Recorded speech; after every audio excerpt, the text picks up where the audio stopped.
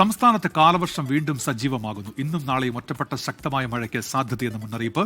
തിരുവനന്തപുരം, കൊല്ലം, പത്തനംതിട്ട, കണ്ണൂർ, കാസർഗോഡ് ജില്ലകളിൽ ഇന്ന് yellow alert പ്രഖ്യാപിച്ചു. അലക്സ് മുഹമ്മദുണ്ട് വിവരങ്ങളുമായി. തിരുവനന്തപുരത്ത് നിന്ന് അലക്സ്, ഇടവേളയ്ക്ക് ശേഷം മഴ സജീവമാകുന്നു, വിവരങ്ങൾ.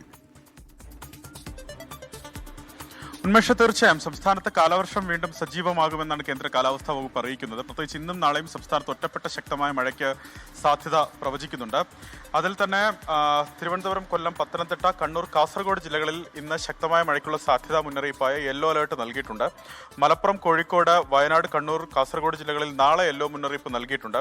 ഇതിൽ പ്രധാനപ്പെട്ട കാര്യം, തിങ്കളാഴ്ച മുതൽ സംസ്ഥാനത്ത് ശക്തമായ മഴയ്ക്ക് സാധ്യത എന്നാണ് കേന്ദ്ര കാലാവസ്ഥാ വകുപ്പിന്റെ പ്രവചനം. തിങ്കളാഴ്ച 12 ജില്ലകളിൽ മഴ മുന്നറിയിപ്പ് നൽകിയിട്ടുണ്ട്. ചൊവ്വയും ബുധനുമാകട്ടെ വടക്കൻ കേരളത്തിൽ അതിശക്തമായ മഴ ലഭിക്കുമെന്നും കേന്ദ്ര കാലാവസ്ഥാ വകുപ്പ് പ്രവചിക്കുന്നുണ്ട്.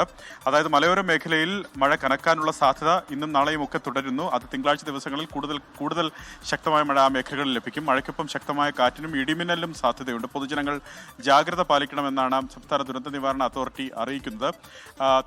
തീരവുമായി ബന്ധപ്പെട്ട് കേരള, കർണാടക, ലക്ഷദ്വീപ് തീരങ്ങളിൽ മീൻപിടുത്തത്തിന് നിലവിൽ വിലക്ക് ഏർപ്പെടുത്തിയിട്ടില്ല. പക്ഷേ അടുത്ത ദിവസങ്ങളിലെ കാലാവസ്ഥ കൂടി പരിഗണിച്ചതിന് ശേഷം അതിലും വിലക്ക് വരാനുള്ള സാധ്യതയാണ് നിലനിൽക്കുന്നത്. ഉന്മേഷം. ശരി, അലക്സ് മുഹമ്മദാണ് വിവരങ്ങൾ നൽകിയത്.